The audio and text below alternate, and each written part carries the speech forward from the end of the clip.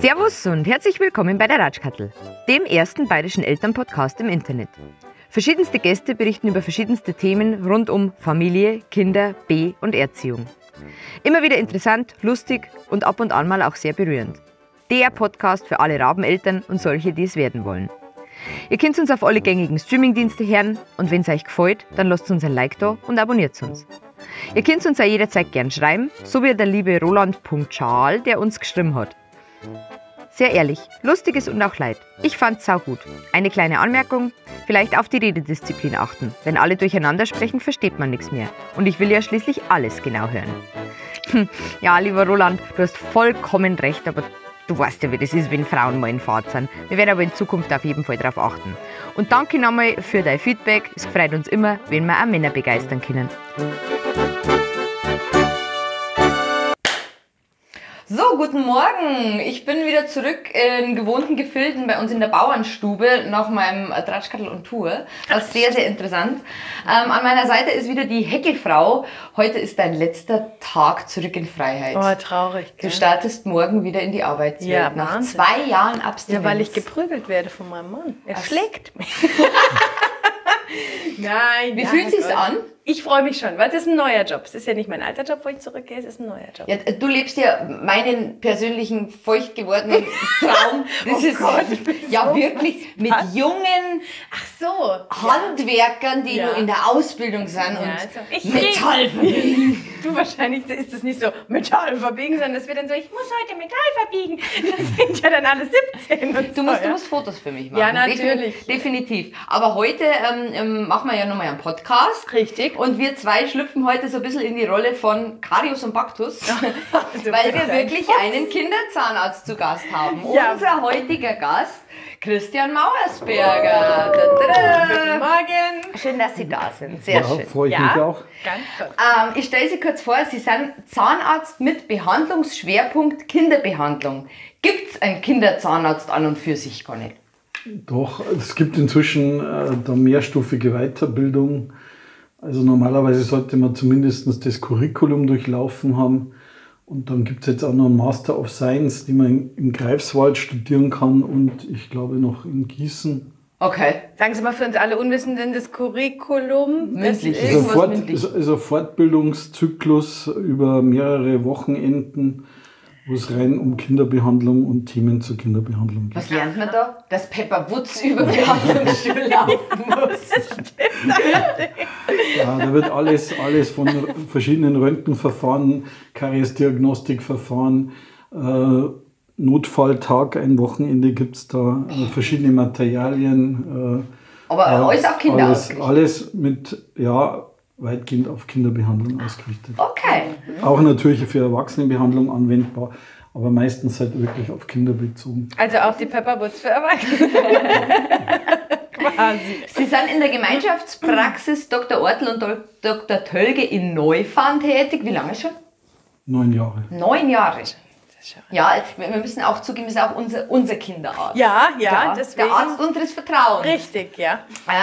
Sie haben mir geschrieben, Sie haben vor dem Zahnmedizinstudium bereits Sonderpädagogik studiert und Sie wollten immer schon mit Kindern arbeiten. Aber warum dann doch Zähne?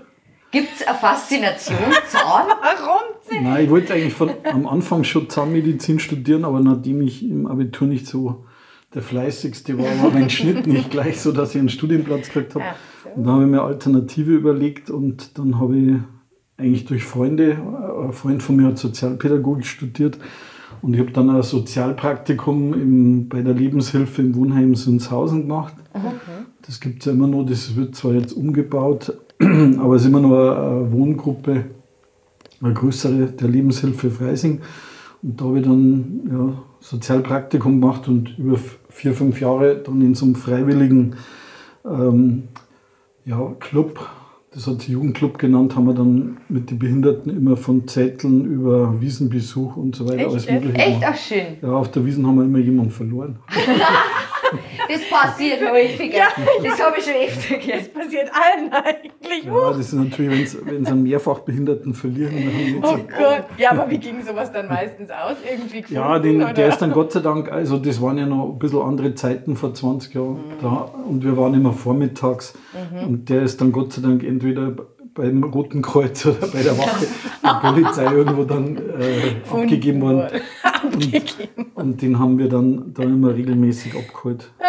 Mit Rollen. Ja, aber es haben alle Spaß gehabt wahrscheinlich. Ja, aber das ist halt natürlich bei dem Gedrängel schwierig. Ja, Also ja, wenn jeder ein Paar hat, weil dann schiebst du einen Rollstuhlfahrer und hast nur 2 andere Behinderte rechts und links und dann drehst du die einmal um und dann ist irgendeiner weg.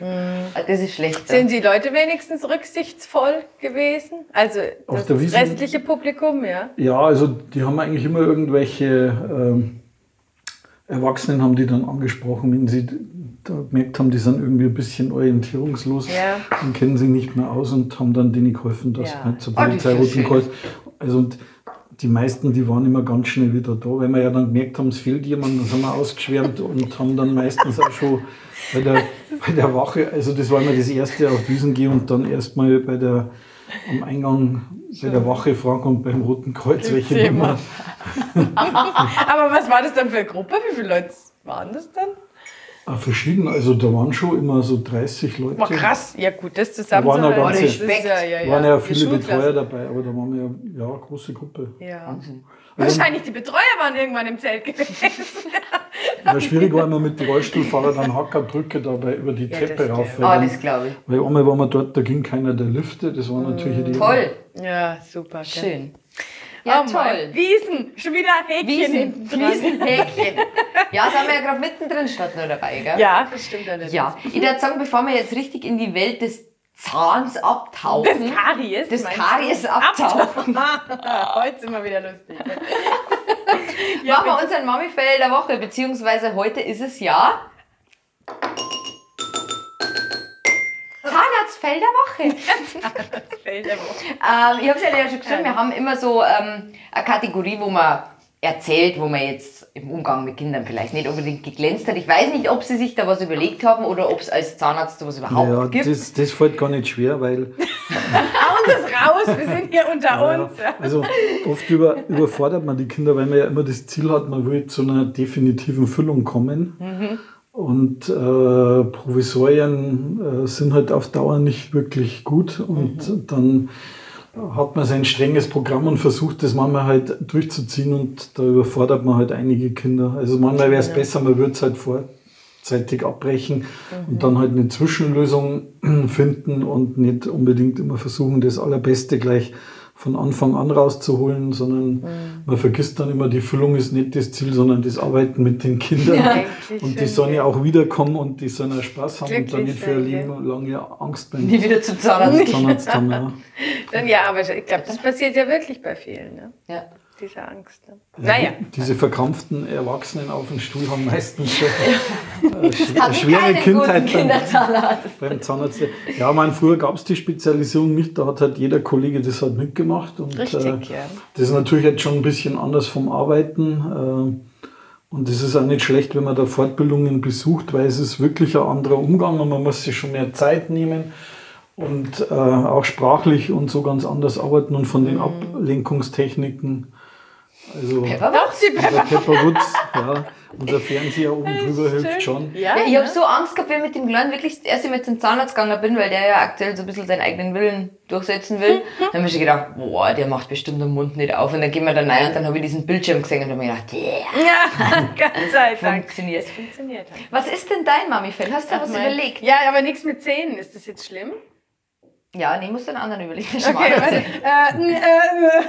Ach doch, mit 10, klar, kann ich ja jeden Abend anwenden im Endeffekt. Ja, ich meine, so schlimm wie das klingt, man zwingt ja seine Kinder schon abends mal auch zum Zähneputzen. Ja, also ich mache das auch manchmal tatsächlich. Mit Gewalt. Mit Gewalt. Ich Ist bin das bei nicht dir. schlimm, dass man das sagt? Also manchmal ist sie ja sogar ganz brav, sogar die Kleine, gut, wie Große macht das, aber die Kleine setzt sich dann hin, Mund auf, lässt sich schrubben, das ist okay, aber manchmal ist natürlich, wollen sie nicht. Und dann kommt die Klammer, Arm. Ja. Ohrarm hinten rein. Ja, ich kenne das. Freue ich mich ja immer, wenn sie schreit, weil wenn sie schreit, macht sie ihren Mund auf. Dann geht's ja. Meistens noch über Kopf. Aber dann ist sauber. Aber dann ist gut, ne? Ja, lass mal als Fail auf jeden Fall zählen. Schon, oder? Doch, würde ja, ich sagen. danke, nehmen wir. Und zu meinem Fail, ich habe der wird jetzt 2, der hat immer nur einen Dudu, also einen Schnulli, einen Ditzel. Und jetzt irgendwann bin ich abends bei dem Großen im Bett gelegen und die teilen sich ein Zimmer und irgendwann höre ich den Kleinen und irgendwie so, oh, irgendwas stimmt da nicht. Und der hat es wirklich geschafft, von seinem Ditzel vorn die Spitze abzubeißen, die ist ihm dann hinten gerutscht. Also keine Ahnung. Und was macht die Mutter von heute? Ich habe natürlich gleich in meine Facebook-Gruppe geschrieben, so, hallo, ist das schon mal jemandem passiert? Ganz schlimm. Und ich habe meinen ersten Shitstorm bekommen. Ja, wie kannst du dann Schnullis geben? Nein. Ab dem Zeitpunkt, wo sie Zähne haben, soll man anscheinend Latex-Schnulli hernehmen. Oh. Habe ich noch nie gehört vorher, keine Ahnung. Und sowas passiert auch nicht von heute auf morgen. Ich kontrolliere die Schnuller immer, bevor ich sie ihnen Das stimmt gar. Und das ist eine Lüge. Meine Nichte hat das auch gemacht und die hat jeden neuen Schnulli erstmal abgebissen. Ja, krass. Auf jeden Fall bin ich mir da ganz schlecht vorgekommen, weil das in der Nacht passiert, kriegst du das gar nicht so mit. Ja. Ja. Shame on you. Shame on me. Genau. Wir sind mit dem Fail fertig. Gut. Dankeschön. So, dann starten wir mal in die Welt des Zahns. Ja, bitte. Ich habe zur Vorbereitung auf diese Sendung ein paar Fun Facts über Zähne. Der deutsche Zahnarztservice.de hat da 11 Fun Facts rausgehauen. Und da würde ich gerne Ihre Meinung dazu wissen. Natürlich. Das ist so schlimm. Der erste Fun Fact: Die Deutschen benutzen jährlich durchschnittlich 410 Millionen Tuben Zahnpasta. Wenn man das aneinander reiht, ist es 2-mal bis zum Mond und zurück pro Jahr. Wahnsinn. Benutzen wir zu viel Zahnpasta? Ja, wirklich? Die meisten glauben immer noch der Signalwerbung. Ja, der fette Balken Zahnpasta auf die Bürste. Ja. Ist es gar nicht so, aber dann schäumt es so schön. Ja, das bringt aber nicht viel mehr Wirkung. Also, Echt? Ja? ja, und vor allem bei Kindern ist es auch noch schwierig, wenn die arg würgen. Also wir haben schon viele, die einen relativ heftigen Würgereiz haben. Wenn das so schäumt, ist das eher schlecht, weil der Würgereflex hat ja Sicherheitsfunktion, siehe abgebissener Schnuller. Ja. Ohne den Würgereflex würde das dann aspiriert werden. Also der Würgereflex soll halt verhindern, dass was in die Luftröhre gerät. Und der hat schon seine Schutzfunktion und das setzt natürlich unbewusst oft ein. Das kann man natürlich durch Atemtechnik ein bisschen kontrollieren, aber das ist unterschiedlich ausgeprägt. Und wenn man so viel Zahnpasta verwendet, dann würgen zum Beispiel auch die Kinder leichter. Wie viel ist dann die Norm? Ein erbsengroßes Die Erbse, Stück. gell? Ein Erbsengroß. So. Mein Gott, ich das war gerade weißt bei der du wieder. Offensive. Ja, die Hersteller freuen sich ja über die Strecke glaub vom ich. Mund und wieder zurück. Hast du noch was zu Zahnpasta? Ich habe noch eine Zahnpasta-Frage, wenn wir Nein, schon bei nein, der mach Zahnpasta weiter, sind. Ja? Was halten Sie denn von diesen ganzen Schnickschnack-Kinder-Zahnpasta-Geschichten? Meine will ja nur mit der blauen Anna-Elsa-Zahnpasta ihre Zähne putzen. das ist halt, Fluoridfrei, da gibt es ja im Drogeriemarkt dieses komische Rindenmulchgedöns Ja. da, dieses Zucker. das ist halt alles ein Werbegag. Ja, es wird halt optisch gearbeitet oder mit Geschmack. Ja. Ja, Aber ist es schlecht oder ist es wurscht? Im Endeffekt, ob das jetzt blau ist oder nicht, ist es dann schlechter oder ist es Nein, man müsste das genauer anschauen und da gibt es ja hunderte von Zahnpasten auf dem Markt. Also ich würde mich halt auf die gängigen Sachen, die auch die Unikliniken im Kinderbereich da empfehlen, wie zum Beispiel die Kinder-Elmex da verlassen. Die haben wir mehr. Weil alles andere ist dann schwierig, also das ist eine Wissenschaft für sich. Da gibt es ja extra Kurse, wo es nur um so Pflegemittel geht, weil da die Hersteller ja andauernd irgendwelche Zusammensetzungen minimal verändern. Und soll Fluorid drin sein oder nicht? Sollte drin sein. Da gibt es auch Empfehlungen von der Kammer, dass zum Beispiel in den ersten beiden Lebensjahren Fluoridtabletten plus fluoridierter Zahnpasta verwendet werden soll. Also da bin ich jetzt ein bisschen anderer Meinung, dass man halt, wenn man die Fluoretten gibt, dann die ersten 2 Jahre auf eine fluoridfreie Zahnpasta zurückgreift, damit die Kinder dann nicht zusätzlich noch Fluoride aufnehmen. Früher war man ja da viel länger bereit, also hat man bis 6, dann bis 4 Jahren das gegeben, ist dann langsam runtergegangen, weil man gemerkt hat, die systemische Gabe bringt gar nicht so viel, sondern man geht jetzt wieder mehr über die lokale Fluoridierung. Und zurzeit ist ja das Neueste, dass die jetzt auch wieder den Fluoridgehalt bei den Kinderzahnpasten schon anheben wollen. Ja. wieder schlauer. Ja. Schau. Das Fluorid war doch das, wo wir im Krankenhaus noch für die Babys gekriegt haben, ne? Das, wo man ich hab's ja nicht gegeben. Das ist meistens ein Kombipräparat, Vitamin D+. Diese Miniaturtablette, ne? Na, wo du Fluorid auflöst. doch, das war das andere, was ich nicht gegeben habe. Was ist denn das geheißen? Das B12. Das ist schon so lange her, wurscht. Verdrängt. Gut, es gibt aber jetzt auch Zahnpasten mit B12, die B12 enthalten, extra für Veganer und Vegetarier. Ja, weil die weil besser für vegan. sind. Genau, Ja, weil und denen so fehlt nämlich B12 und B12 ist beim starken Mangel verantwortlich für Depressionen und Blutarmut und den Schwach. Doch, deswegen gibt es eine Zahnpasta mit B12, ist auch ein Funfact. Hast du schon wieder alles krass, gell? Das ist ja, und diese Rindenmulch-Geschichten, nee, was ist das, mit dem man Zähne putzen kann? So Ökopaste, keine Ahnung, das Kindern... Das ist doch aus Baum, oder? Schau, unser Zahnarzt lacht, lass ihm was dazu sagen. Ja, ich meine, Was ist denn das? auch bei einer normalen Zahnpasta sind Steuerbestandteile drin, das ist für die mechanische Reinigung. Ja. Also der wirklich medizinisch wirksame Anteil, der ist ja nur um die 1, irgendwas Prozent. Okay. Das Fluorid. Der Rest, das sind Schaumbildner, Geschmacksstoffe, Stabilisatoren und reine Steuerbestandteile für die Reinigung. Mikroplastik. Bestimmt. Ist da Mikroplastik drin? Ja, weiß ich jetzt gar nicht. Also bei einigen werden bestimmt auch Mikroplastik. Das Mikroplastik drin. Aber bei der Menge an Zahnpasten auf dem Markt wäre das, wieder gesagt, eine kleine Forschungsaufgabe, das rauszukriegen, was ist wo drinnen. Also ist ja wirklich Sinn der Sache, das Zähneputzen, nur also geht es doch mit der Kohle wahrscheinlich auch oder mit der Asche oder mit was, Backpulver, mit was die ganzen Menschen das alles das so geht. machen. Ja, keine Ahnung. Aber da ist kein Fluorid drin. Da hat man nur dann die mechanische Reinigung. Und nicht die Stärkung quasi für das Nein, Zähnchen. also man braucht ja noch was den Schmelz schützt. Das, was der Biber immer erzählt in der Werbung, ne? Der Zahnschmelz ist nämlich eisenhart, das härteste Material im menschlichen Körper. Deswegen werden auch, wenn so Leichen und so gefunden werden da meistens die Zähne immer, weil die Zähne so Die hart sind noch sind. da, ne? Ja, Schau an. genau. Zahnhygiene beugt im Übrigen auch Herzinfarkten vor, hat irgendeine Studie herausgefunden. Ja, weil die nämlich Ernsthaft? Bakterien minimiert, die sich vielleicht in Gefäßen absetzen Ist können. nicht dein Ernst. Also immer fleißig Zähne putzen. Dass ich keinen Herzinfarkt kriege. Ja, Und aber der Deutsche Zahnarztservice publiziert. Da jetzt kann frag mal die Menschen, die einen Herzinfarkt haben, ob sie immer ich habe nie Zähne geputzt. Schön. Ja. Gut. Wenig. Zu wenig. Nie, nicht. Haben Sie schon mal was vom Zahnwurm gehört? Nee. Nee. Achtung. Im Mittelalter, ja. Haust denn du hier raus? Im Mittelalter haben die Menschen geglaubt, dass wenn sie Zahnschmerzen gehabt haben, dass das ein Zahnwurm ist. Dass ein Wurm drin ist, echt? Ja, genau. Krass. Das ist dann mit Salpetersäure behandelt worden. Ja, damals im Mittelalter. Und im ländlichen Räumen in Taiwan haben die das bis zum Anfang des 20. Jahrhunderts Ist geglaubt. nicht dein Ernst? Ja. Ja, aber dann war doch der Zahn weg danach, oder nicht? Mit dem Wurm. Wahrscheinlich. Was passiert, wenn man Mit der sagt? Salpetersäure, ja, der frisst Frisst sich halt alles, langsam gut. durch. Ich habe mal gewungen. Entschuldigung. Aber jetzt nochmal zur Ja, früher Zahnpasta. gab es auch arsenhaltige Präparate, um den Nerv abzutöten. Boah, echt jetzt? Ja, das ist, Ah, da war die Wurzelbehandlung ganz einfach, oder? ist jetzt obsolet. Oh, Wahnsinn. In Mexiko gibt es statt der Zahnfee die Zahnmaus. Die Zahnmaus. Och, das hätte Haben ich Sie aber hier auch? können. Fremdkinder nach der Zahnfee beim Zahnarzt? Ja. Was sagen Sie? Ne, gibt's. Ich frag immer, wie viel bringt denn die Zahnfee? Was ist der Durchschnitt? Ich weiß nicht, aber ich habe mal eine Riesenzahl, irgendwas mit 1 Billion Pfund in England, irgendwas gelesen, was die Zahnfee da in 10 Jahren, Was die alles bringt, echt. Schön. Ja, herrlich. Ach, die Zahnmaus. Die finde ich aber nett. Die führe ich auch Finde ich ein. auch süß. Bei meinem Kind wackeln jetzt 13 auf einmal. Ist das normal mit 5 Jahren? Kann schon sein, war oder? früher, aber es gibt schon.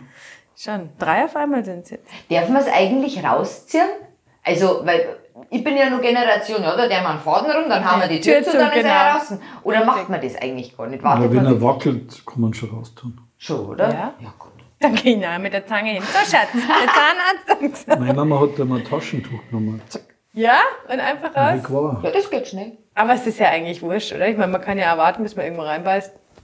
Und dann ist Ja, aber dann verschluckst du ihn. Und weißt du, wie scheiße das ist, wenn du deinen ersten Wackelzahn verschluckst? Und dann kommt die Zahnmaus nicht. Dann kommt die Zahnmaus nicht. Dann kommt es beim nächsten. Richtig, ganz genau. Die Deutschen verwenden durchschnittlich jedes Jahr 1,5 Meter Zahnseide pro Jahr. Das sind 178,5 Meter zu wenig. Jetzt mal eine Frage. Wie oft, Sie müssen ehrlich antworten, wie oft putzt ein Zahnarzt am Tag Zähne? Zahnarzt. Wie oft Sie am Tag? Zweimal. Schon zweimal, gell? Nutzen Sie immer Zahnseide? Nicht immer, aber fast immer. Echt? Aber man sollte es auch wirklich. Das Das ist eine Gewöhnungssache. Also Ja? als Kind haben wir das bei uns beim Zahnarzt noch nicht so erklärt und gezeigt worden. Das habe ich eigentlich erst relativ spät gelernt.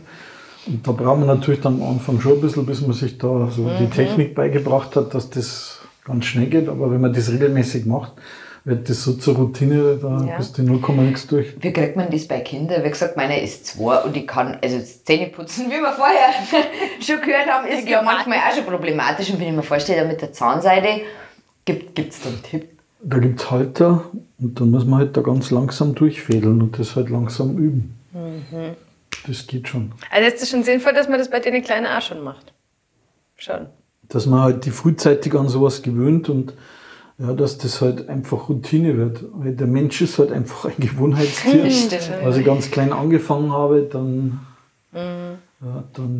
ist es irgendwie so drinnen. Ja, also. Ja, weil ich das jetzt gemerkt habe, du bist vom Zahnarzt gekommen mit den Kindern, hast das wieder mit der Zahnseide angesprochen und dann fällt es mir mal wieder ein, man könnte. Zahnseide. Und dann habe ich ja bei der Großen, wollte ich ja hingehen, gerade wie Sie sagen, mit diesem Stäbchen-Zahnseidending da. Und bei der bringt das ja überhaupt nicht, weil da ja aktuell die Zahnzwischenräume so groß sind. Es gibt natürlich Ausnahmen im Milchgebiss, wenn das so lückig ist, dann brauchen wir natürlich die Zahnseide nicht. Schon, gell? Aber wenn der Zahnwechsel einsetzt, dann wird das ja meistens enger. Und spätestens ab da ist dann schon sinnvoll, dass man dann zwischen 5er und 6er zumindest dann halt regelmäßig sauber macht. Wie oft sollen wir das machen? Am besten jeden Tag wahrscheinlich, oder? Am besten wäre jeden Tag, aber also ich würde sagen, am Anfang fängt man halt an, dass man das so jeden zweiten Tag macht und dann kann man das halt langsam steigern. Vor oder nach dem Putzen? Immer vor dem Putzen. Immer vor dem Putzen. Vor dem Putzen? Ja, natürlich, weil wenn danach, dann tust du den Dreck schieben ja wieder rausholen Beläge und dann, raus und dann hängt es ja wieder seitlich, weil die Beläge haften ja relativ hartnäckig an der Oberfläche und dann, wenn ich geputzt habe und dann wieder Beläge von zwischendrin rausschiebe, ein Teil hängt natürlich an der Zahnseite, aber den anderen Teil schiebt man ja nur seitlich nach raus. rechts und links, Dann muss man den Zwischenraum ja dann mit der Bürste wieder säubern und deswegen macht man eigentlich zuerst Zahnseide und dann putzt man. Ah ja, gut zu wissen, habe ich wieder was Wenn gelernt. dann noch hartnäckig irgendwo was drin hängt, dann merkt man das ja selber und macht halt dann da nochmal mit der Zahnseide. Bringen diese Mundspülungen was, wo man dann sieht, wo man... Aber ich habe nicht das Gefühl, dass das wirklich zuverlässig ist. Also da gibt es auch diese farbigen Mundspülungen, die markieren. Dass man das besser sieht, ja, die zeichnen halt, also wir haben da einen anderen Farbstoff für die Kinder ab dem 6. Lebensjahr, wo dann auch die Intensität der Färbung halt zeigt, wie lang ist das schon ungefähr drauf, dass man das besser einschätzen kann. Ja, wenn ein Kind direkt von der Schule halt dann zu uns in die Praxis kommt und dann die Prophylaxe hat. Ja, aber da muss man doch vorher Zähne putzen. Dann sollten die noch Zähne putzen, das schaffen die aber manchmal nicht oder dann geht es halt recht schnell. Und wenn dann nur so ein ganz hellrosa, minimaler Belag drauf ist nach dem Anfärben, dann weiß man halt, das ist jetzt von diesem Tag. Das ist von heute, und der macht an sich sonst besser sauber, sondern das ist einfach dem Zeitdruck geschuldet, dass er wirklich direkt sich beeilt hat, von der Schule dann noch rechtzeitig zum Termin zu kommen. Das ist ja meine Mutter geil. Die hat dann die Zahnbürste in der Handtasche und dann wurde noch beim Zahnarzt auf dem Klo Zähne geputzt. Ja, immer. So macht man das. Schon, ne? Das auch. Ja, vor allem das Geile ist, wenn man dann sagt, schön, aber du musst jetzt nur Zähne putzen, weil wir gehen ja gleich zum Zahnarzt. Ja, der schaut ja dann. Du, da wird ordentlich geputzt, das kannst du gar nicht vorstellen. Ja. So ordentlich putzt du zu Hause. Der Zahnarzt kommt. Schau, jetzt wissen wir ja, dass der Zahnarzt auch erkennt, wenn du die letzten 3 Wochen nicht geputzt hast. Dafür jetzt schnell gelaufen. Wir haben ja so eine Playbrush. Also so mit dem Handy, ganz Hightech, mit dem Handy verbunden, dass man weiß, wo man putzen muss. Also Monster jagen kann zum Beispiel. Was ist Ihre Meinung da dazu? Ja, das ist schon eine gute Motivation. Schon, gell? Ja, ich finde schon, weil ob das immer so perfekt dann abläuft, ist die Frage. Weil Systematik verstehen die meisten Kinder nicht. Also auch wenn ich in den Kindergarten gehe und dann keine Putztechnik erkläre, dann weiß ich auch, die 3-Jährigen, die verstehen fast nichts und die 5- bis 6-Jährigen verstehen dann schon mehr oder einen großen Teil. Aber da muss man sich halt schon klar sein, dass das von der Reihenfolge und Systematik am Anfang nicht verstanden wird und auch die Bewegungen nicht funktionieren und dass man das halt dann üben muss. Und wenn die Kinder halt gern putzen, mit was man die dann dazu bringt, ist eigentlich relativ egal. Hauptsache, es macht dann mehr Spaß. Vor allem die Dauer ist ja toll bei der Playbrush, weil die putzen ja dann ihre 2 Minuten. Ich will noch mal. Ja, genau, richtig. Ist es eigentlich schädlich, zu viel zu putzen? Blöde Frage. Passiert bei Kindern wahrscheinlich selten. Kann man wahrscheinlich so nicht beantworten, aber es geht halt darum, die Putztechnik ist entscheidend. Wenn zu stark geschrubbt und zu sehr angedrückt wird, da hat man auch Erwachsene, die putzen sich Zahnfleisch und den Zahnhals total frei. Die machen mehr kaputt, als sie es sauber machen. Hoffentlich hört das mein Mann, der braucht nämlich alle 3 Tage einen neuen Kopf, weil er so feste drückt. Ist das meine Kinder, also zumindest der Große, der beißt. Also wenn du den beobachtest, so nach 10 Sekunden beißt drauf. und der beißt das Ding, das ist normal wahrscheinlich, irgendeine Kiefergeschichte wahrscheinlich. Ja, das machen ganz viele, aber ist natürlich nicht gut. Hat man auch schon Kinder, die dann da schräg drauf gerissen haben und der Milchzahn ist auseinandergebrochen. Schön! Jawohl! Das kann man ja mal sagen. Das wird dir bald wenn passieren, du beißt, keine Angst, dir passiert immer so. Zähne. Ja, Wahnsinn. Ja, was stimmt. Aber generell elektrisch oder nicht elektrisch? Kann ich so auch nicht beantworten, weil also man muss halt die Bewegung üben und die elektrische ist halt immer ein Motivationsfaktor. Die Reihenfolge und die Intensität wird mit der elektrischen auch nicht besser. Es ist eher was für die Eltern zum Nachputzen. Echt jetzt? Weil ich war ja, Achtung, ich muss ja hier eine kleine Anekdote dazu, das ist zwar jetzt nicht für Kinder, aber ich stande im... Ich stande. Ja, danke. Ich stand im Saturn bei den Zahnbürsten und diese Ultraschall-Philips-Dinge, die gibt's ja in rosa, und weißt, das ist ja voll mein Markt, ne? Ich brauche auch eine rosa Zahnbürste.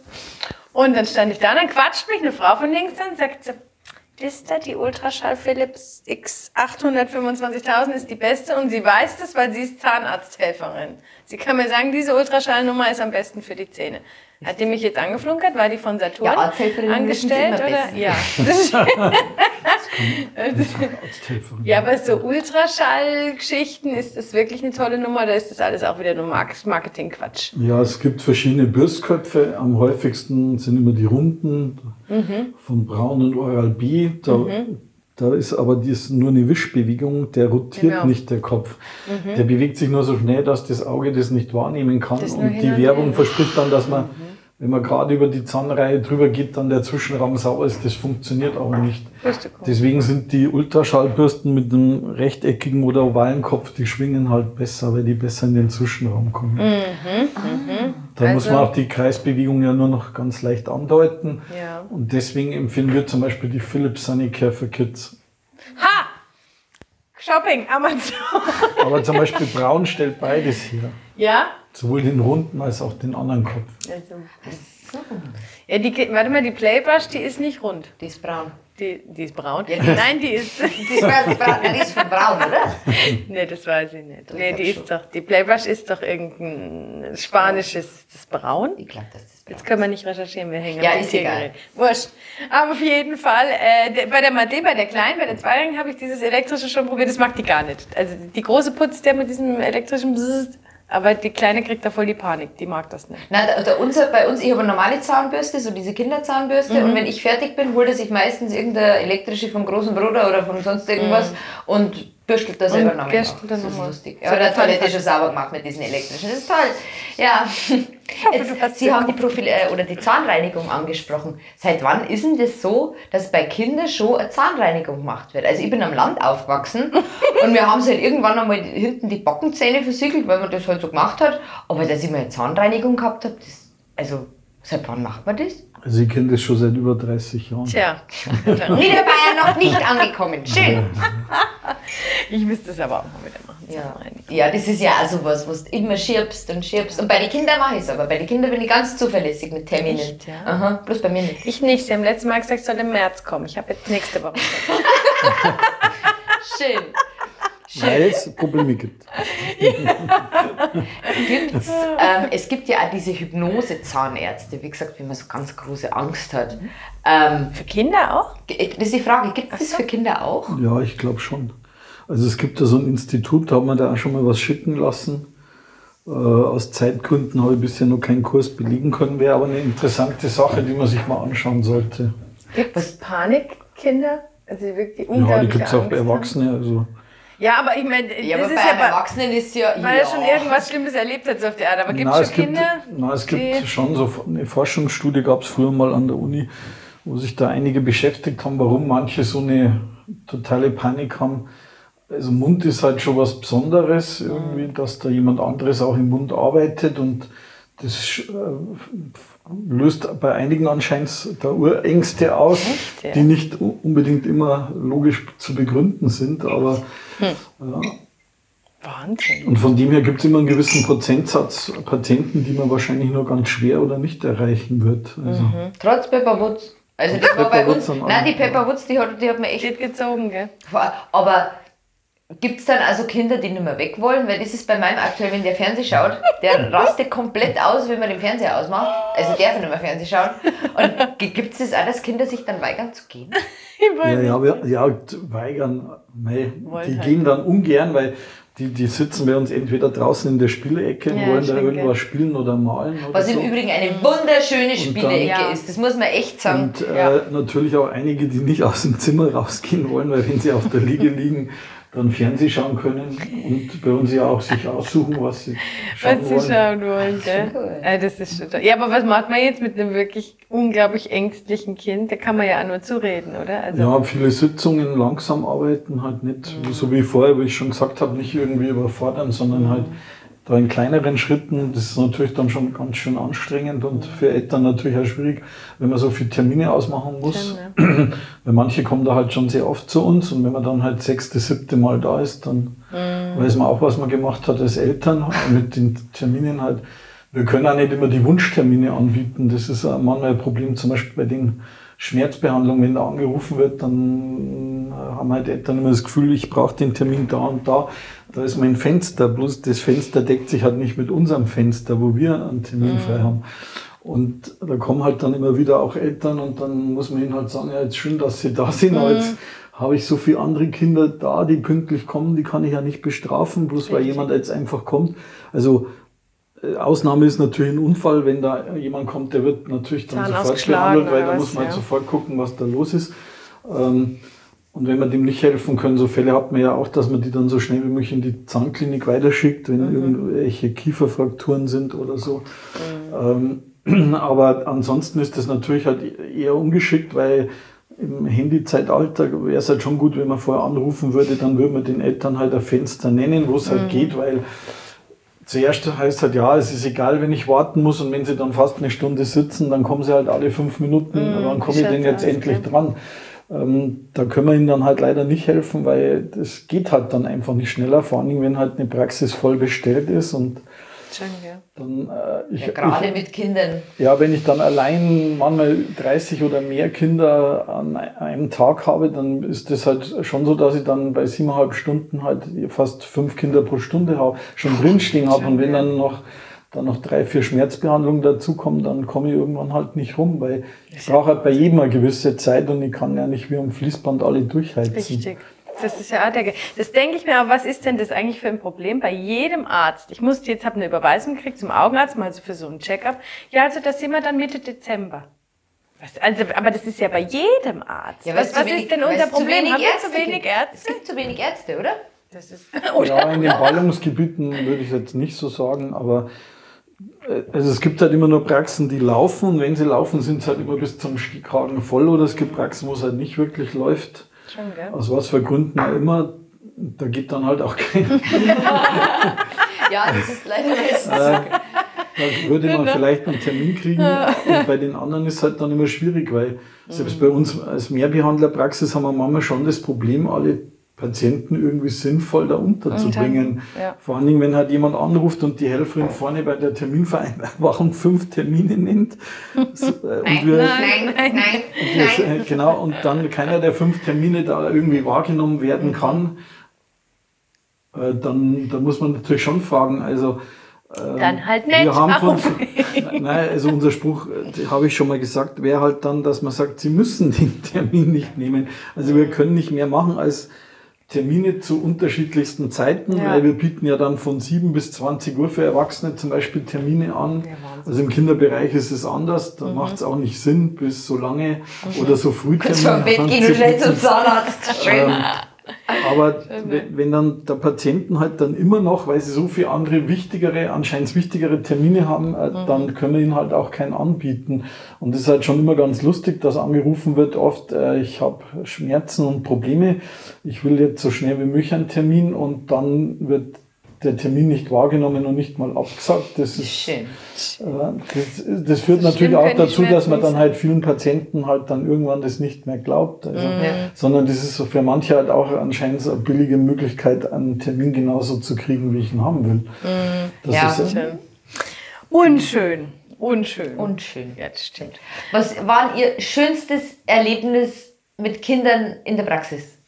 Gibt es da ein schönstes Erlebnis? Wenn jetzt zwei Geschwister nebeneinander auf der Liege liegen und wie hypnotisiert nach oben schauen und nicht mehr gehen wollen, dann haben sie sich anscheinend doch ganz wohl gefühlt und es macht den Spaß. Oder auch wenn dann die Eltern draußen nach einer halben Stunde immer noch sagen, jetzt wollen wir aber langsam gehen, kommt es mal aus der Spielecke raus.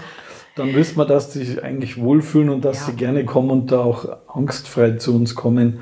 Und das macht dann schon Spaß. Ne? Und ja, die lassen auch immer so coole Sprüche manchmal ab. Da gibt es schon Sachen, wo man sich hinschmeißen kann vor Lachen. Schön.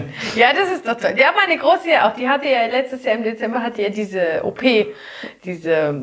wo sie da ihren Silberzahn bekommen hat, wie sie ja immer so stolz sagt, ihre Prinzessinnenkrone. Und die geht trotzdem noch gern hin. Sie sagt zwar, Mami, das mit dem Riechen machen wir nicht, weil sie hat sich das gemerkt mit dieser Duftnummer, ne, weil sie durfte sich ja für die Narkose, einen Duft aussuchen, Erdbeere, Schoko oder Banane oder irgendwas. Und das hat sie damit verbunden und sagt, das mit dem Riechen will ich aber nicht mehr machen, ja, weil sie da bin ich so schnell eingeschlafen. Da bin ich so schnell eingeschlafen. Aber generell freut sie sich jetzt auch schon wieder. Ich glaube ja auch, dass die Eltern viele Ängste projizieren. Ja, dass wenn die Mama ganz nervös ist. Also ich muss mich da schon ein bisschen zusammenreißen, wo der Anästhesist dann gesagt hat, ja, wenn sie dann weggeht, dann fangen die noch an zu zucken und so. Und dann dachte ich, okay, alles klar, Panik.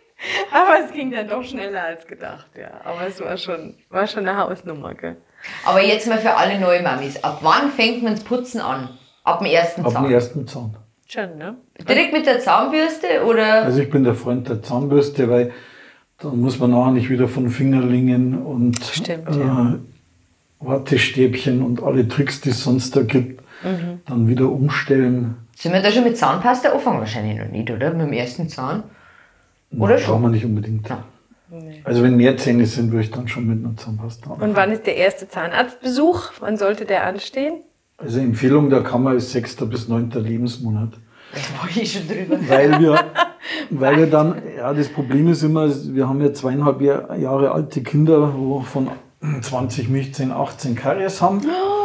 Und aber kriegt man da nicht eine Wut auf die Eltern, wo man sich denkt, mein Gott. Man weiß es doch eigentlich. Oder? Ne? Weil das sind halt grobe Ernährungs- und Pflegefehler. Da kommt es halt darauf an, wir haben ja einen Zuzug aus vielen anderen Ländern.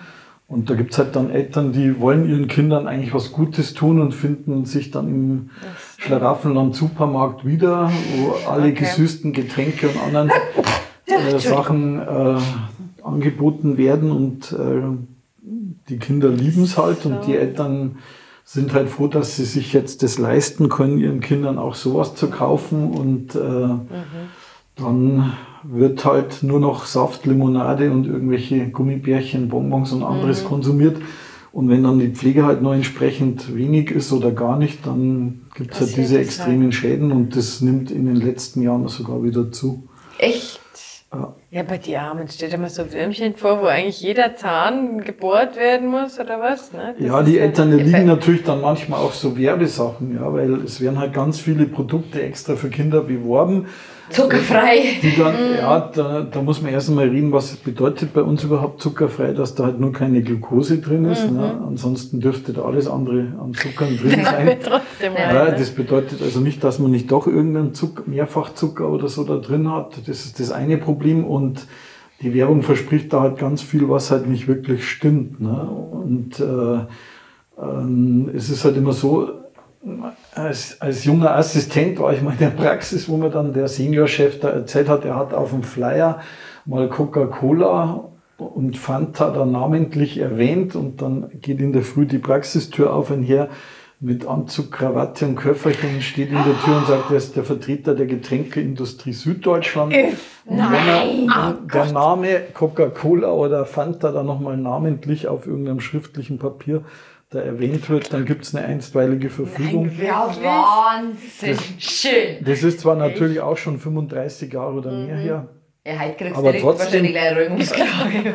das bedeutet aber doch, wir dürfen halt über Ernährung und Pflege reden, aber wir dürfen eigentlich Nicht wirklich nennen. nennen schon, aber am besten ohne andere Zeugen. Das ist ja Wahnsinn. Ja, vor allem, weil doch Cola eigentlich oder Coca-Cola auch Ja, aber wer gibt denn seine Kinder freiwillig Cola? Also ich weiß nicht, bei uns gibt es ab und zu mit 9 Jahren mal ein Spezi und das Ja, reicht. aber das ist ja in den Fertigprodukten ja auch, wenn man da mal schaut, da wird man sich wundern, wie viel Zucker drauf drin ist. Es ist halt ein billiges Konservierungsmittel und das Problem ist halt, dass das halt immer mehr halt eingesetzt wird. Dadurch nehmen wir ja sowieso, ohne dass wir es überhaupt irgendwie merken, ganz viel Zucker mit auf, also auch Erwachsene. Ja, und vor allen Dingen, das geht ja nicht nur um das Thema Zähne, sondern warum haben wir heute 45-Jährige mit Diabetes Typ 2? Ja. Die sind von Kindheit an viel zu zuckerhaltig ernährt worden und das packt halt die Bauchspeicheldrüse irgendwann nicht mehr. Okay, ich wird Sicherheit irgendwann mit sein. Meine Mutter hat mir mal erzählt, wenn ich ganz unruhig war, dann hat mein Schnulli immer in Zucker getaucht. So, ja. Und heute brauche ich 4 Zucker in meinem Kaffee. So, woher kommt's? Man weiß es nicht. das denn? Oh, jetzt weint sie wieder. Warte. Ja, ja, so war das schön. Geht ja noch, Schnaps wirkt auch nicht. Ja, genau, das starten Das habe ich selber schon gesehen. Ja, Wirklich? Oh Gott. Nein. Ja, wird der Schnuller ins Schnapsglas eintaucht und In Schnaps? das Weil Kind, das Zeug will ja ich nicht immer sagen. Kind ist ganz schnell. Wie lange kommen die Kinder zu Ihnen? Also bis zu welchem Alter? Bis 18. Ja, die dürfen auch länger kommen. Ich bin jetzt schon gefragt worden. Ach, mit Pepperwood, ich will auch noch mal gucken. Nein, ich bin schon, also von Kindern, die jetzt 18 geworden sind, dann gefragt worden, ob sie weiter zu mir kommen dürfen. Die dürfen natürlich jederzeit zu mir kommen. Ich habe halt irgendwann halt ein bisschen ein Terminproblem. Das ist aber ja früher nicht nur reiner Kinderbehandler war, kommen immer wieder Patienten, die mich noch von Moosburg oder Pfaffenhofen kennen. Also auch Erwachsene. Und da habe ich ja früher auch ganz viel Zahnersatz gemacht. Und die kommen dann wieder und wollen dann bei mir auch weiter behandelt werden.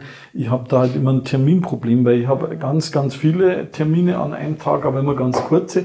Und ich bin dann manchmal halt wirklich 4 bis 6 Wochen durchgehend voll. Und wenn dann jemand akut Probleme hat und dann relativ schnell irgendeinen Zahnersatz, also eine Krone, Brücke oder irgendwas braucht, dann habe ich da ewig keine Termine, also Nachmittag geht schon gar nichts gleich und vormittags nur bedingt und das ist natürlich dann schlecht, weil dann die Patienten halt ewig mit irgendwelchen Provisorien rumlaufen und das ist einfach zu gefährlich. Und deswegen muss man halt dann immer reden, also bei bestimmten Behandlungen gebe ich die dann halt an die Kollegen in der Praxis weiter, weil das einfach zeitlich nicht in einem vernünftigen Rahmen einplanen kann und das dann halt einfach schlecht ist. Also das hat nichts damit zu tun, ich würde die gern weiter behandeln und mir fällt das manchmal, wenn man Patienten dann schon über 20 Jahre kennt und so, dann denen sagen muss, sie müssen bitte beim Kollegen einen Termin ausmachen, weil ich kann sie einfach nicht sinnvoll einplanen, sonst warten sie so lange und das ist für so einen Zahn dann halt schlecht. Ne? Also. Aber es ist aber auch gut, dass man das sagt, weil wenn du, es gibt ja mit Sicherheit auch welche, die, und Patienten und irgendwann, wenn man das im Vorhinein sprechen muss. Ich verstehe es aber auch andersrum, gell? Wenn man so den Zahnarzt seines Vertrauens hat, dann möchte man da auch bleiben. Also ich verstehe das auch. Das ist so, magst du jetzt nicht zu jedem Hansel gehen. Ja, aber dann musst du halt warten. Ja. Kannst das ja nicht aussuchen. Ich habe Schmerzen, ist mir egal, ich warte noch 3 Monate. Wieder zu ihm. Sind Sie schon mal gebissen worden? Ja, mehrmals. Oh Mann. Ich bin auch schon angespuckt worden. Na, wirklich? Von einem Kind? Ja. Boah, da würde ich ja. Aus Böswilligkeit? Absichtlich. Da weiß man auch, ich weiß auch, ob ein Kind aus Reflex zubeißt oder mit Absicht. Das merkt man schon. Was machen Sie dann? Vollnarkose. Na, dann müssen wir natürlich die Behandlung unterbrechen. Den Hammer holen. Unterbrechen und dann erstmal drüber reden, dass das halt so nicht geht. Weil wenn ich nicht immer einen Finger drin habe, dann beißen die halt auch mal auf den Bohrer und das wäre dann eher schlecht.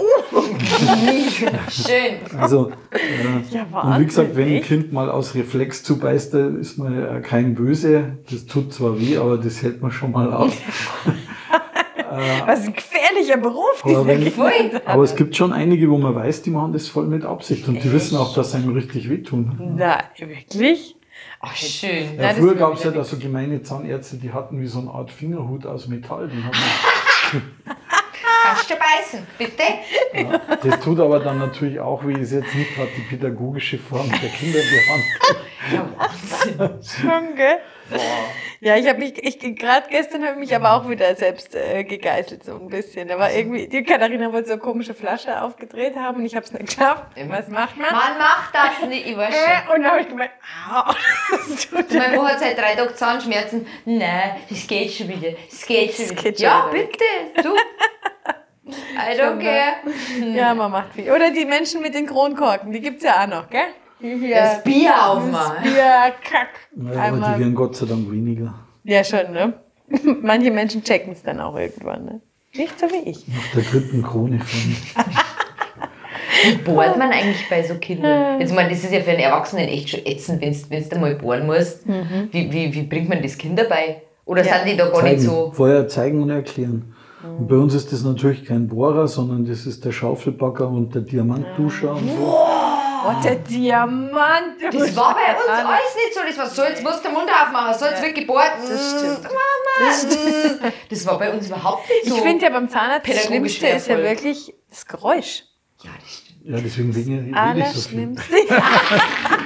Na, das ist, ich weiß ja noch, Ja, wo man wir- muss schon ablenken. Also je Ja. mehr man redet und ein bisschen beruhigend auf die Kinder und manchmal reden wir halt ein bisschen einen Quatsch, damit die halt einfach nicht immer nur auf das Geräusch hören und auf den Zahn, wenn die Erschütterung kommt, weil das merkt man natürlich schon. Das ist ja das Problem, selbst wenn es betäubt ist, die Geräusche und die Erschütterung bleiben. Ja. Und das kriegen natürlich die Kinder schon auch noch mit.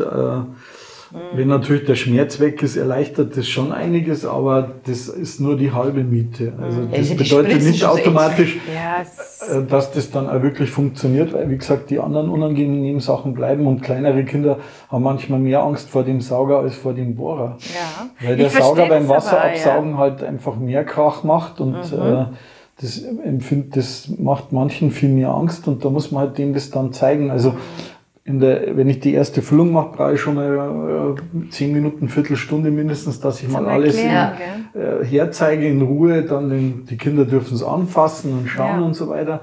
Und da ist halt auch ganz hilfreich, wenn die mal selber den Sauger da in einen Becher mit Wasser reinhalten können, weil, das finden, weil das ist ja immer einer der besten Geschichten, wenn der Kindergarten mal in der Praxis ist, dann gefällt mir das auch gut.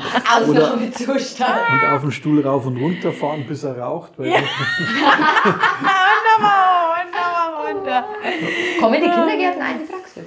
ja, von Neufang kommen auch 2 Kindergärten immer mal umschichtig in die Praxis. Das ist natürlich für den Kindergarten immer ein Problem mit dem, das darf halt nicht so weit weg sein, weil mit so kleinen Kindern dann in der Gruppe da so weit laufen, das ist natürlich vom Verkehr her nicht ganz unproblematisch. Im Frühjahr und Herbst halt dann immer wegen am Wetter und so. Und Also auch keine Wiesen.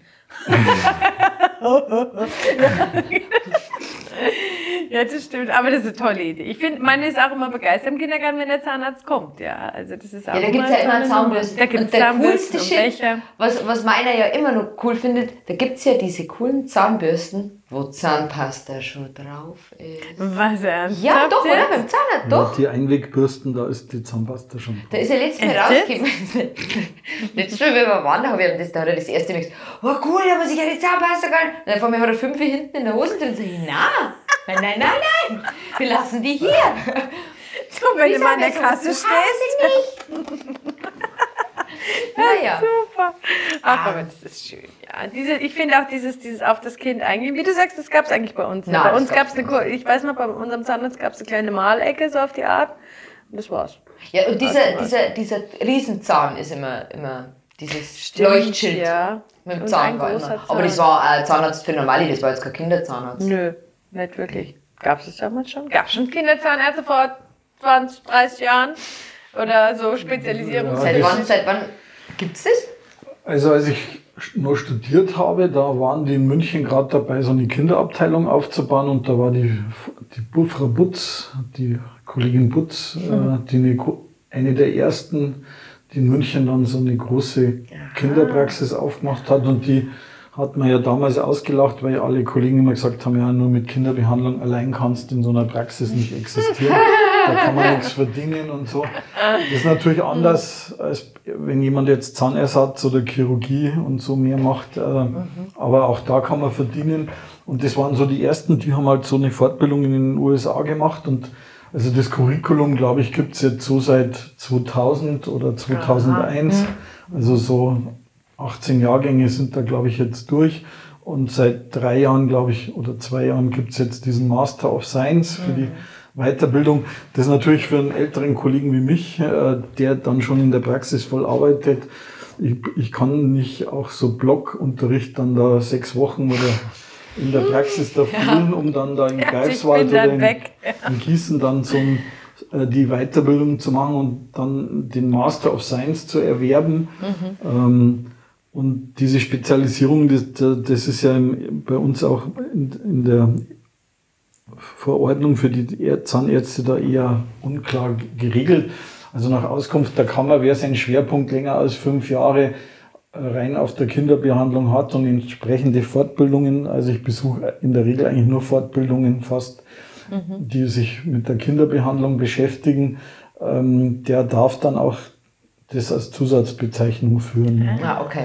Also diese Zertifizierung und dann das immer wieder aufleben, was da immer so propagiert wird, das macht natürlich schon Sinn, aber man ist da nicht verpflichtet, dass man da alle möglichen Kurse, die dann, weil man am Schluss eine Zertifizierung kriegt, halt auch entsprechend teuer sind, da zu belegen. Es gibt da andere Möglichkeiten auch und deswegen bin ich da immer so ein bisschen skeptisch. Ich meine, es ist schon gut, dass es jetzt da sowas gibt, aber als ich studiert habe, gab es das halt noch nicht und dann haben sie die Leute das halt so in Eigenregie halt beigebracht oder man musste in die USA gehen und das hat auch funktioniert. Das geht auch.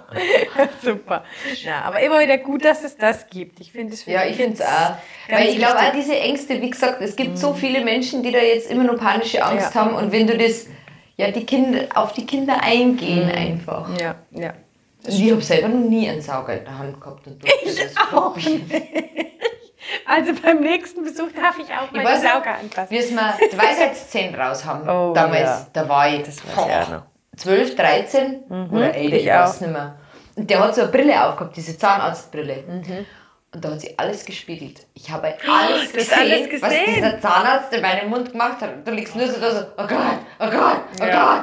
Das war ganz schlimm. Ja, aber bei mir hat das tatsächlich, was die gesagt haben, bei den Weisheitszähnen weiß ich auch noch, ich habe alle 4 auf einmal rausbekommen und die da unten die unteren mussten zertrümmert werden. Ja. Und dann hat er gleich am Anfang aber auch gesagt, Augen zu und die Kopfhörer drauf, ja. Ich meine, das Knacken, man hört es ja natürlich trotzdem, ja. Aber so mit AC/DC, volle Power. Ja, genau. Also, es war auf jeden Fall besser, gell. Also die Geräusche, ich finde auch, wenn man in so eine Praxis reinkommt, dann hört das da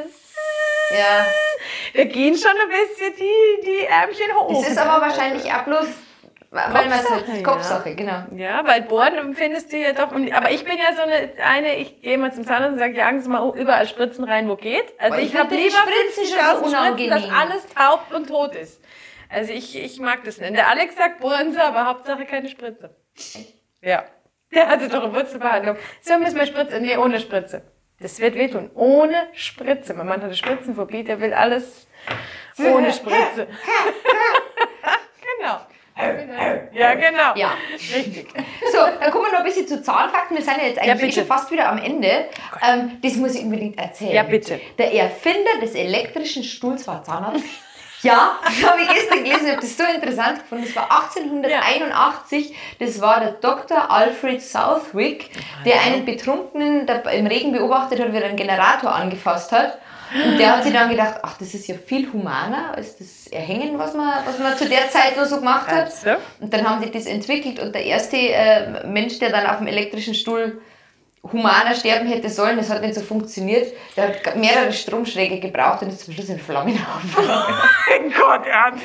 Ja, aber das war Zahnarzt. Genau. Ich dachte, er hat so erfunden, weil er vom Kind gebissen wurde. So, und jetzt sehen wir den elektrischen Stuhl drauf. Und in 50 Jahren zermalmen unsere Zähne oder so ungefähr 20 Tonnen Nahrung. Echt jetzt? Ja, voll krass. Das Essen wir sind so viel? umgerechnet ca. 40 Rinder und 4,5 Kilometer Brot. Wahnsinn, gell? Ich hab das vom Deutschen Zahnarztservice.de. Deutscher Zahnarztservice.de. Die veröffentlichen sowas. Die veröffentlichen sowas, ja. Also ich weiß aber auch, im Mittelalter wurde ja auch Zähne mit Folter benutzt, gell? Also wenn man foltern wollte, waren Zähne auch ein guter... Ja, wie? Wo? Ja, raus mit der Zange. Ja, Ach, schön. brauchen wir einfach mal so einen Ja, Zahnarzt. Dustin Hoffmann, Marathon-Man. Zähne war schon immer Schmerz und Zahn. Ich meine, du weißt ja selber, wenn irgendwas mal richtig Ja, wehtut, Zahnschmerzen sind wirklich sind... ätzend, gell? Aber jetzt gleibt man ja ein bisschen ab, wird's ja Ja, stimmt. Horror. Stimmt. Na. Der Zahnarzt. Genau. Was ist es so ein Satz, was man als Kinderzahnarzt eigentlich jeden Tag mindestens 5-mal sagt zu Eltern? Putzen. Ja, außer Zu Eltern. ja, Zu Eltern, oder oh, zu ja. Kindern, was wiederholt sich Der Routine. ständig? Auf. Auf.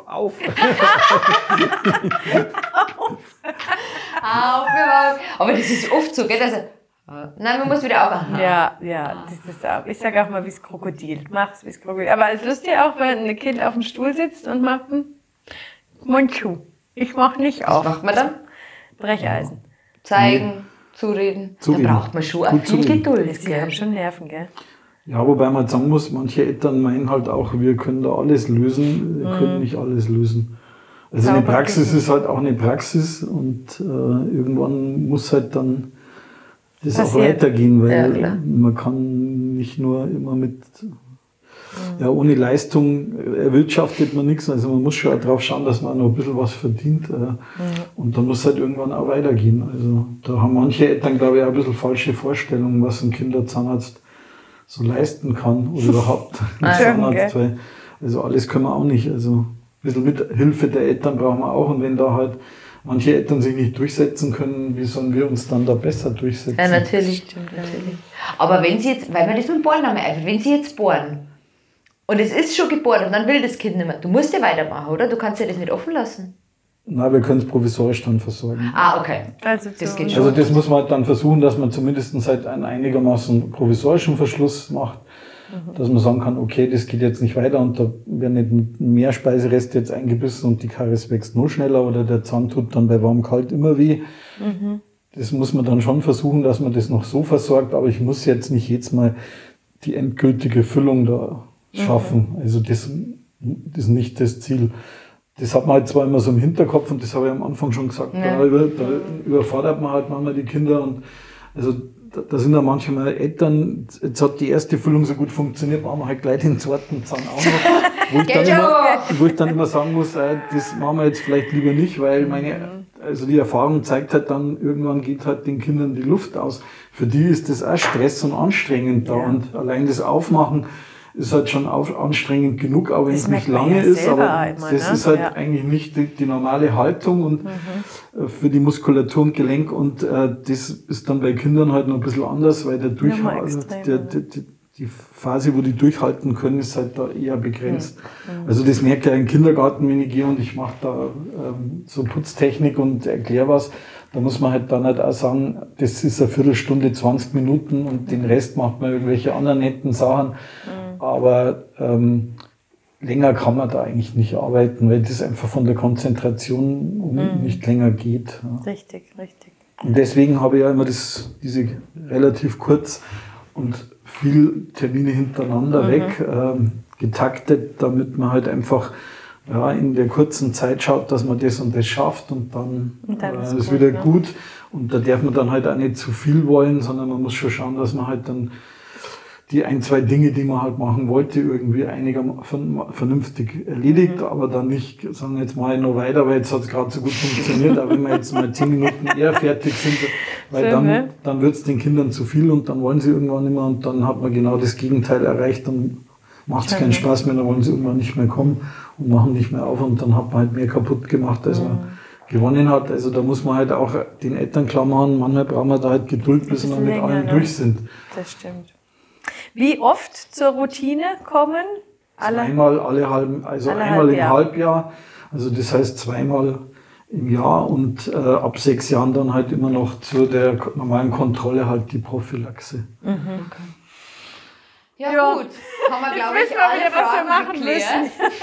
Ich bin ja in 2 Wochen da, ne? Kann man hier wieder... Wir waren erst. Hat sehr gut funktioniert, wie gesagt. Stimmt. So, dann kommen wir jetzt dem Ende entgegen. Und weil Sie sich ja die Zeit genommen haben und weil Sie gekommen sind, es kriegt ja jeder Gast von mir immer ein kleines Geschenk. Ich habe eine Schwäche für Getränkebehältnisse, die nachhaltig sind. Und Sie kriegen von mir jetzt auch so einen schönen Bambus-Kaffeebecher, wo drauf steht, man sitzt insgesamt viel zu wenig am Meer. Okay. Das stimmt aber auch. Das, glaube ich, gilt auch für Zahnreis. Genau, das ist für Sie. Dankeschön. Sehr schön. Ja, wie gesagt, danke nochmal. Ja, vielen Dank. Dann schließen wir hier. Ja, genau. Dankeschön. Dankeschön. So, fertig. Aus die Maus. Klappe und